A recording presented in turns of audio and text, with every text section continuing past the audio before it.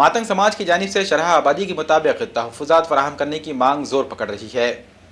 इसी ज़ुमरे में तकरीबन 70 बरादरियाँ शामिल है, जिनकी आबादी में बड़ा फ़र्क पाया जाता है। इसके बावजूद इन बरादरियों को मसावी तहफ़्फ़ुज़ात हासिल हैं। मातंग समाज का मुतालबा है कि इसी ज़ुमरे में शामिल तमाम बरादरियों को उनकी आबादी के तनासुब से A, B, C और D जैसे ज़ेली ज़ुमरों में दर्जा बंदी की जाए। सबसे ज़्यादा आबादी वाले बुद्धिस्ट तबक़ात को A ज़ुमरे में रखा जाए और मातंग समाज को B ज़ुमरे में रखा जाए। ये धरना मातंग समाज के कायदीन मारुतुराव वाडेकर, सतीश कावड़े, माधव डोंपले, उत्तम बाबड़े और लालबा घोटे की क़यादत में दिया गया। इस धरने में अन्नाभाऊ साठे के पोते सचिन साठे को खुसूसी तौर पर मदऊ किया गया था। मातंग समाज के एक वफ़द ने जिला कलेक्टर के जरिए रियासती हुकूमत को एक मेमोरेंडम रवाना किया, जिसमें मुतालबा किया गया कि मातंग समाज को उनकी आबादी की शरह के मुताबिक रिजर्वेशन के लिए मरकजी हुकूमत को सिफारिश की जाए।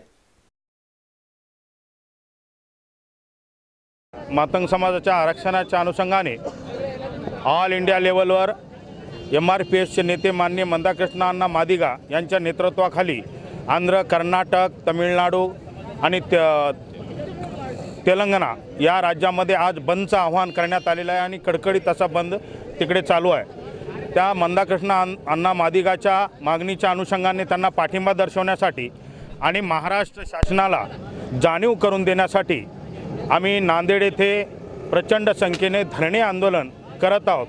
या धरणे आंदोलनासाठी मातंग समाजाची गेल्या कित्येक वर्षापासून प्रमुख मागणी आहे की आम्हाला अनुसूचित जातीच्या लोकसंख्येच्या प्रमाणामध्ये आरक्षण मिळालं पाहिजे आणि त्याची अनुसूचित जातीच्या आरक्षणाची वर्गवारी अबकडं झालं पाहिजे अशी मागणी आहे। महाराष्ट्र सरकारच्या अखत्यारीतला हा विषय नाही, फक्त महाराष्ट्र शासनाने या संदर्भामध्ये लवजी साळवे अभ्यास आयोग नेमला होता। त्या लवजी साळवे अभ्यास आयोगामध्ये महाराष्ट्रामध्ये मातंग समाजाला स्वतंत्र आरक्षण देण्याची आवश्यकता आहे अशा पद्धतीनं नमूद केलेला आहे। तो अहवालसुद्धा महाराष्ट्र शासनाने स्वीकारलेला आहे। तो स्वीकारलेला अहवाल महाराष्ट्र शासनाने केंद्राला अनुसूचित जातीचे आरक्षणाचं वर्गीकरण करण्यात यावे अशा पद्धतीनं शिफारस करायची आहे। ती शिफारस महाराष्ट्र शासनाने करावी ह्या मुख्य मागणीसाठी आजचं हे धरणे आंदोलन आहे। यानंतर या महाराष्ट्रामध्ये लोकशाहीर अण्णाभाऊ साठे विकास महामंडळाचे गेले कित्येक वर्षापासून महामंडळाचं कर्ज योजना बंद आहेत। महाराष्ट्रातील मातंग समाजाला कुठलीही बँक किंवा कुणी जवळ घेत नाही। फक्त एक अण्णाभाऊ साठे विकास महामंडळच असं होतं की मातंग समाजाच्या तरुण बेरोजगारांना उद्योगधंदा छोटा मोठा उभा करण्यासाठी त्या महामंडळाचीच एक आशा होती आणि गेले 3-4 वर्ष 5 वर्षापासून हे लोकशाहीर अण्णाभाऊ साठे विकास महामंडळ फक्त नावापुरते चालू आहे। त्या कुठल्याही प्रकारची योजना त्यात नाही। तर आम्ही शासनाला या धरण्याच्या आंदोलनातून कळवू इच्छितो की लोकशाहीर अण्णाभाऊ साठे विकास महामंडळाला त्वरित निधी उपलब्ध करून देऊन महामंडळ लवकरात लवकर चालू करावा। लवजी साळवे अभ्यास आयोगाच्या ज्या शिफारशी आपण स्वीकारलेल्या आहेत त्या सर्वच्या सर्व मागण्याची अंमलबजावणी करावी। आज महाराष्ट्र में अनुसूचित जाति में जो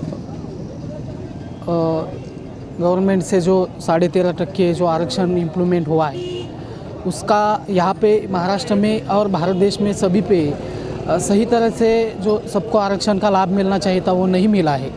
तो इसकी वजह से हमारे जो पिछड़ा वर्ग है, हमारे सभी जातियाँ जो जिसमें मातंग समाज है और उसके साथ 59 जातियाँ है महाराष्ट्र में, वैसा कि तो वो सभी जातियाँ बैकफुट पे गई है। सबको यहाँ पे उनका बहुत बड़ा नुकसान हुआ है और इसलिए यहाँ पे ये हमारे यहाँ महाराष्ट्र में से सभी मातंग समाज बांधवों के ओर से और मैं लोकशाहीर अण्णाभाऊ साठे के कुटुंब से ये आप सरकार से ये निवेदन करता हूँ कि जल्द से जल्द आप लोग ये जो अनुसूचित जाति में जो 59% जो आरक्षण है उसको समान तरीके से डिवाइडेशन कीजिए और सभी जातियों को न्याय दीजिए।